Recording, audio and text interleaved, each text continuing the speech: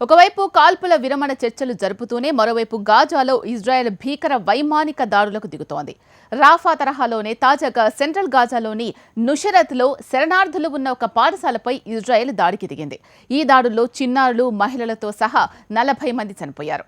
మరోవైపు అమెరికా అధ్యక్షుడు Joe Biden కాల్పుల విరమణ డీల్ను ప్రతిపాదించారు.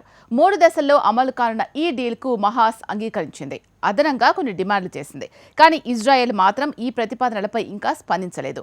యుద్ధాన్ని ఆపేందుకు అంగీకరించొద్దని నెతన్యాహు ప్రభుత్వంలోని భాగస్వాములు హెచ్చరిస్తున్నారు. యుద్ధాన్ని ఆపకపోతే చర్యలు తప్పవని అంతర్జాతీయ క్రిమినల్ కోర్టుల పేరుతో పలు దేశాలు ఇజ్రాయెల్ను బెదిరిస్తున్నాయి. అయితే ఇప్పుడు యుద్ధంపై నెతన్యాహు ఎలాంటి నిర్ణయం తీసుకుంటారు? కాల్పుల విరమణ ఒప్పందం కుదురుతుందా? Watch story. వెస్ట్ ఆసియా యుద్ధం ముగుస్తుందా, విస్తరిస్తుందా? బైడెన్ కాల్పుల విరమణకు ఇజ్రాయెల్ అంగీకరిస్తుందా? నెతన్యాహుపై పశ్చిమ దేశాలు ఒత్తిడి తెస్తున్నాయా? ఒకవైపు హమాస్ ఇజ్రాయెల్ యుద్ధం భీకరంగా సాగుతోంది.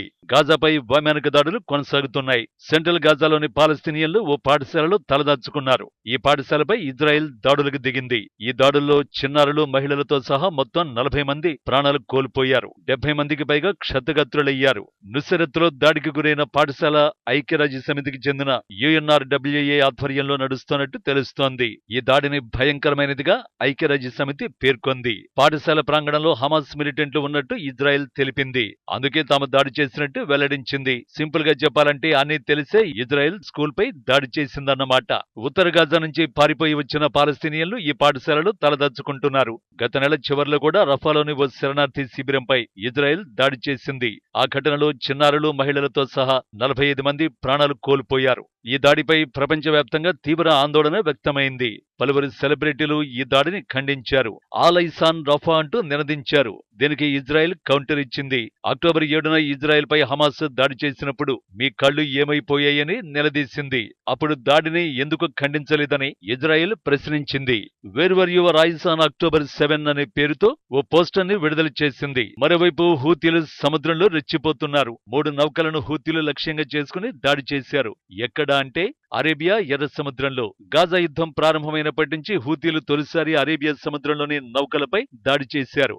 ఇప్పటి వరకు ఎర్ర సముద్రం, గల్ఫ్ ఆఫ్ ఏడెన్ లో మాత్రమే పలుమార్లు డ్రోన్లు, క్షిపణులతో హూతీలు దాడి చేశారు. కానీ ఇప్పుడు మాత్రం అరేబియా సముద్రాన్ని లక్ష్యంగా చేసుకున్నారు. తాజాగా అరేబియా సముద్రంలోని రోసా, వాంటేజ్ డ్రీమ్ అనే 2 నౌకలపై డ్రోన్లతో దాడులు చేశారు. గాజా యుద్ధం ముగిసే వరకు పాలస్తీనా ప్రజలకు మద్దతుగా తాము పోరాడుతూనే ఉంటామని హూతీలు తెలిపారు. సర్వశక్తిమంతుడైన అల్లా సాయంతో యెమెనీ సాయుధ దళాలు సైనిక కార్యకలాపాలను కొనసాగిస్తాయని హూతీలు స్పష్టం చేశారు. పాలస్తీనా ప్రజలకు మద్దతుగా సంఘీభావంగా గాజాలో దురాక్రమణ ఆగిపోయే వరకు తాము దాడుల్ని ఆపేది లేదని హూతీలు తేల్చి చెప్పారు. గాజాపైనే ప్రధానంగా దృష్టి కేంద్రీకరించిన ఇజ్రాయెల్ డిఫెన్స్ ఫోర్స్ IDF ఇప్పుడు మరో యుద్ధానికి సిద్ధమవుతోంది. గాజాపై దాడులకు ప్రతీకారం తీర్చుకుంటామని మొదట్లోనే లెబనాన్ కి చెందిన ఉగ్రవాద సంస్థ హిజ్బుల్లా ప్రకటించింది. తాజాగా ఈ ఉగ్ర సంస్థ దాడుల్ని పెంచుతోంది. ఉత్తర ఇజ్రాయెల్ పై హిజ్బుల్లా డ్రోన్ అటాక్ కు దిగింది. హిజ్బుల్లా దాడులను ఇజ్రాయెల్ అడ్డుకుంటోంది. అనంతరం హిజ్బుల్లాపై ఇజ్రాయెల్ ప్రతీకార దాడులకు దిగింది. తాజాగా లెబనాన్ కు చెందిన ఖియాం పట్టణం సమీపంలోని హిజ్బుల్లాకు చెందిన పరిశీలన పోస్టు పై ఇజ్రాయెల్ దాడి చేసింది. ఈ దాడికి సంబంధించిన వీడియో ఫుటేజ్ ని ఇజ్రాయెల్ విడుదల చేసింది. గాజాలో యుద్ధాన్ని ఆపే వరకు ఇజ్రాయెల్ పై ఫైటింగ్ కొనసాగిస్తామని హిజ్బుల్లా తెలిపింది. ఈ 2 ఉగ్రవాద గ్రూపులు సైతం యుద్ధాన్ని ఆపాలని డిమాండ్ చేస్తున్నాయి. అయితే యుద్ధం ముగిసేందుకు అవకాశం ఉందే అంటే ప్రస్తుతం కాల్పుల విరమణకు అమెరికా అధ్యక్షుడు జో బైడెన్ తీవ్రంగా యత్నిస్తున్నారు. తన ప్రయత్నాలను ఇజ్రాయెల్ చొరవగా బైడెన్ స్పష్టం చేశారు. బైడెన్ ఎలాంటి కాల్పుల విరమణ ఒప్పందాన్ని ప్రతిపాదించారు? అందుకు ఇజ్రాయెల్ ప్రధాని నెతన్యాహు అంగీకరిస్తారా? ముందు బైడెన్ కాల్పుల విరమణ ఒప్పందాన్ని చూద్దాం. ఈ కాల్పుల విరమణ ఒప్పందం 3 దశలు సూచిస్తోంది. మొదటి దశలో 6 వారాల కాల్పుల విరమణను బైడెన్ ప్రతిపాదించారు. ఈ 6 వారాల్లో ఇజ్రాయెల్ సైన్యం గాజాలోని జనావాస ప్రాంతాల నుంచి వైదొలగాల్సి ఉంటుంది. ఈ 6 వారాల్లోనే ఇజ్రాయెల్ బందీలను హమాస్ విడుదల చేయాల్సి ఉంటుంది. బదులుగా ఇజ్రాయెల్ బంధించిన ఖైదీలను హమాస్ కు అప్పగించాల్సి ఉంటుంది. అంతేకాదు గాజాలోని పాలస్తీనియన్లు పొరుగు దేశాలకు వెళ్లేందుకు అనుమతులు ఇస్తారు. మానవతా సాయాన్ని తీసుకెళ్లే ట్రక్కులను నిత్యం అనుమతించాలి. మొదటి దశ పూర్తయితే ఆ తర్వాత రెండో దశ ప్రతిపాదనపై దృష్టి సారిస్తారు. ఈ దశలో ప్రధానంగా శాశ్వత కాల్పుల విరమణ నిబంధనలపై చర్చిస్తారు. ఈ చర్చలు కొనసాగుతున్నంత కాలం గాజాలో కాల్పుల విరమణ కొనసాగుతుంది. రెండో దశలో నిబంధనలు చర్చించిన తరువాత మూడో దశకు వెళ్లనున్నారు. ఈ ఫేజ్ లో గాజాలో శాశ్వత కాల్పుల విరమణపై, గాజా పునర్నిర్మాణంపై కూడా దృష్టి సారిస్తారు. చేస్తారు. గాజా పునర్నిర్మాణంలో ఎవరి పాత్ర ఏమిటి అనేది నిర్ధారిస్తారు. అయితే అమెరికా కాల్పుల విరమణ ఒప్పందానికి హమాస్ సానుకూలంగానే ఉంది. అయితే ఇజ్రాయెల్ ప్రధాని నెతన్యాహు అంగీకరించారా అంటే నెతన్యాహుకు గత్యంతరం లేక అంగీకరించాల్సిన పరిస్థితి ఏర్పడింది. అయితే నెతన్యాహు ప్రభుత్వంలోని కూటమి నేతలు మాత్రం అమెరికా కాల్పుల విరమణను వ్యతిరేకిస్తున్నారు.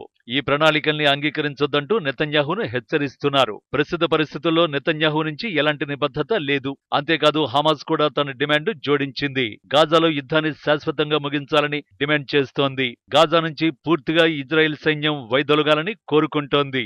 మరోవైపు ఇజ్రాయేలీ ప్రజలు కూడా కాల్పుల విరమణకు అంగీకరించాలని డిమాండ్ చేస్తున్నారు. హమాస్ వద్ద బందీలుగా ఉన్నవారిని వెంటనే విడిపించాలని కోరుతున్నారు.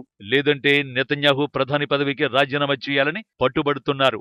మరోవైపు పదవిలో కొనసాగేందుకే యుద్ధాన్ని ప్రధాని నెతన్యాహు పొడిగిస్తున్నారంటూ పలు దేశాలు ఆరోపిస్తున్నాయి. యుద్ధాన్ని ఆపేయాలని డిమాండ్ చేస్తున్నాయి. మరోవైపు ఇజ్రాయెల్కి వ్యతిరేకంగా పలు పశ్చిమ దేశాలు అడుగులేస్తున్నాయి. గాజాలో ఇజ్రాయెల్ నరమేధానికి పాల్పడుతోందంటూ దక్షిణాఫ్రికా అంతర్జాతీయ క్రిమినల్ కోర్టు ఐసీజేలో కేసు వేసింది. ఈ కేసులో తాము కూడా భాగస్వామి అయ్యేందుకు అనుమతించాలంటూ ఐసీజేను స్పెయిన్ కోరింది. గాజాలో జరుగుతున్న సైనిక చర్య కారణంగా ఈ నిర్ణయం తీసుకున్నట్టు స్పెయిన్ వెల్లడించింది. పశ్చిమాసియాలో శాంతి నెలకొనాలంటే అందరూ అంతర్జాతీయ న్యాయస్థానానికి సహకరించాలని స్పెయిన్ కోరింది.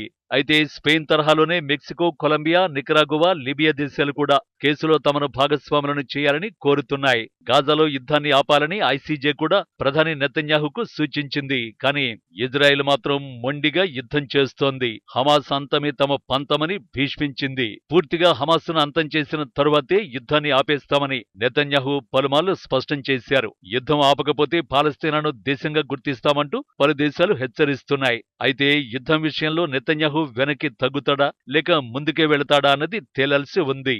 ఇక 2023 అక్టోబర్ 7న ఇజ్రాయెల్పై హమాస్ వేలాది రాకెట్లతో దాడికి దిగింది.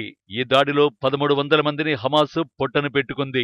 250 మందిని బందీలుగా పట్టుకుంది. దీనికి ప్రతీకారంగా అక్టోబర్ 8న ఇజ్రాయెల్ యుద్ధాన్ని ప్రకటించింది.